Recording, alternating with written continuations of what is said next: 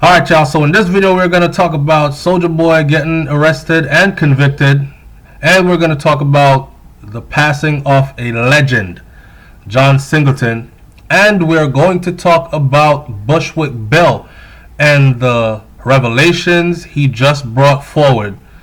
Stay tuned.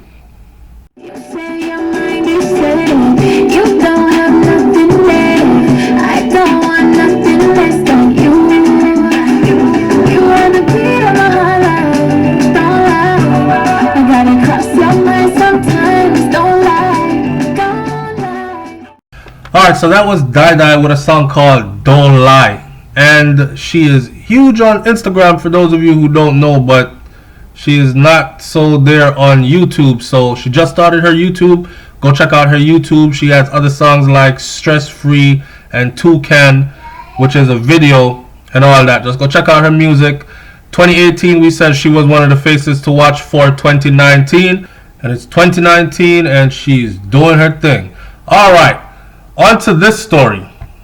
Alright, so if you've never seen the film Boys in the Hood, then make that a to-do or put that on your bucket list.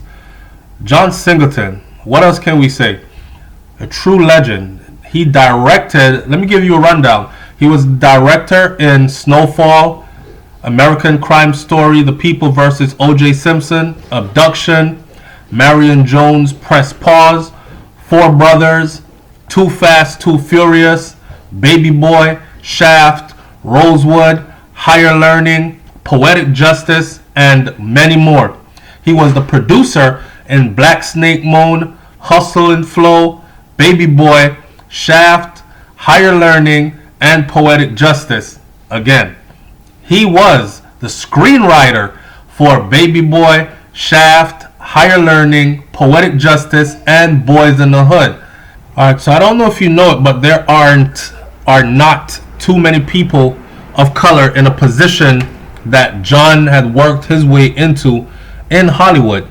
Here you can see him receiving his Hollywood Walk of Fame star, but he was so much more than that. This was the guy who took our story, like Spike Lee, took our story and placed it on the big screen for us to be seen in all lights. Loving, caring, violent, thought-provoking, and intelligent, and all in between. John came and he definitely made his mark, right? He actually changed how Hollywood saw African Americans. John Singleton, an Academy Award nominated filmmaker best known for directing Boys in the Hood and Poetic Justice, his two most famous films.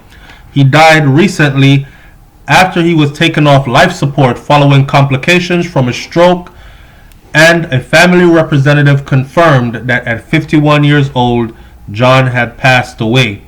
They said that we are sad to relay that John had died, but he passed away peacefully surrounded by his family and friends. The family statement said, "We want to thank the amazing doctors at Cedars-Sinai Hospital for their expert care and kindness. We again want to thank all John's fans, friends, and colleagues for all of the love and support they showed during his trying times." John left behind a whopping net worth of about $37 million, which there has been rumors now that his family is fighting over his what's left. And there were family members that were saying he should have stayed on life support a little bit longer to fight, give him a fighting chance. And then there were those that were saying that his will had been put in place and they respected his wishes and they knew what he wanted. So there it is. In John's passing, though, I will say he suffered a stroke. But prior to the stroke, he suffered from hypertension. And I just want to encourage our black men to go get checked, including myself, to see if you're suffering from these things. And hopefully you can get some preventative treatment before a sudden stroke or death like John's. He was not only a film director, he was also an advocate for black people in Hollywood and for the black community at large as well, right? And I'm sure he'll be missed by many, but such is life. All good things must come to an end, and at some point we must all go. John has left his mark, and we salute him. Rest in peace, legend. Moving right along. Now let's talk about Bushwick Bill. Alright, so according to CNN, Geto Boy's co-founder, Bushwick Bill, is battling stage 4 pancreatic cancer. Stage 4. This is how Bushwick Bill appeared when he made the announcement a few hours ago. Bill told TMZ that he was diagnosed in February. He said that he has been undergoing chemotherapy, but the prognosis is unclear. And I was like, stage 4? You serious? I haven't been getting tested for a mass, but it was benign. He had been getting tested for a mass, but it was benign. So I'm like, could it be cancer? I was told it is a mass with no purpose. So to find out, and pancreatic cancer is undetected until it's in the 4th or 5th stage. He said he kept the diagnosis private until now. Now what I think is sad is that he has been going to the doctor, he has been getting tested, and they kept telling him that it was benign and it was not a problem, and only to find out that he is at stage 4, right? I have been keeping myself, and I am getting ready to tell Scarface and Willie D, the other Geto Boy members. I have only told close family members and friends about it, he continued. Well, I'm pretty sure that they know now. He went on to say that him keeping it to himself is really not helping anybody, and it's not like I'm afraid of dying, because if anyone knows anything about me, then they know that I died and came back to already in June 19th of 1991. So I know what it's like on the other side, and that's really not what it's about. The Geto Boys are a rap group, for those of you who don't know, a rap group out of Houston, Texas, who rose to fame in the early 90s, and some of their hits include GETO, Ghetto, Mind Playing Tricks on Me, which was a huge one, Damn It Feels Good to Be, and Still. The group's DJ, Reddy Red, died from a heart attack last year. CNN has reached out to Bushwick Bill's representative for comments and have not received anything yet, according to this report. What I will say, that Bushwick Bill is also a Jamaican. So a lot of you might be wondering, why is he telling us about some old rap group that we probably don't even know about? Bushwick Bill is a Jamaican. He's a Jamaican. He was originally from Bushwick in New York, Brooklyn, New York, right? Or Flatbush. And he moved out to California and hooked up with his group, and they became famous, known as the Geto Boys, with their group members seen standing here from left to right. You have Willie D, always political and outspoken. Then you have Scarface, the prolific Scarface, and you have Bushwick Bill right there. Alright, so that's the group right there.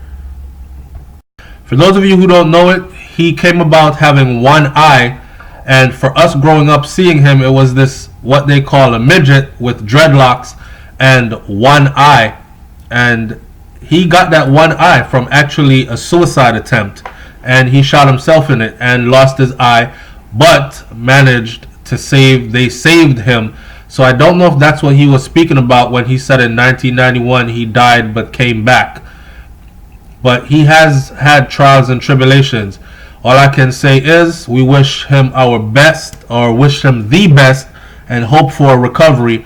We know how this monster called cancer goes. Alright? Now, moving right along. Alright, so Solja Boy, Young Draco, was sentenced to 240 days behind bars. If you look at it, that's roughly 7 months and about 8 to 9 days, which means he'll be home in time for Christmas. He'll just skip the summer of 2019. Yeah, he's going to where these types of guys are, and I hope he's alright when he gets back there, because given his body language standing at arraignment, I don't think he'll be like the sharpest one. Look at Soulja. He is small and looking smaller, right? Small up yourself. Well, rapper Solja Boy will serve 240 days in jail for violating his probation, according to the Los Angeles County Court documents. Soulja, whose real name is DeAndre Cortez Way, appeared in court Tuesday. Judge gave him 40 days credit on the sentence for having been locked up for the last 20 days. It wasn't immediately known what he did to violate his probation. Way was convicted in 2014 for carrying a loaded weapon in a car in which he was a passenger, and he is barred from possession of a gun or ammunition. My client is very thankful, said his lawyer, and he'll do his 240 days and come home. Hear what? He was put on probation for being caught with that gun, right? And they raided his house recently, and when they raided his house, they found ammunition. Well, because he is a convict, he is not allowed to be in possession of ammunition or weapon. So that brought him to where he is at now. In case you didn't know it, Soulja Boy ain't broke. Soulja Boy's worth, his net worth as we stand in 2019, is $30 million. Which means he ain't broke. He's far from broke. So he's just going to go take a hiatus and he'll be back soon. We wish him all the best. Hurry up and come home, young Draco, and get back to social media. I'm out. Peace.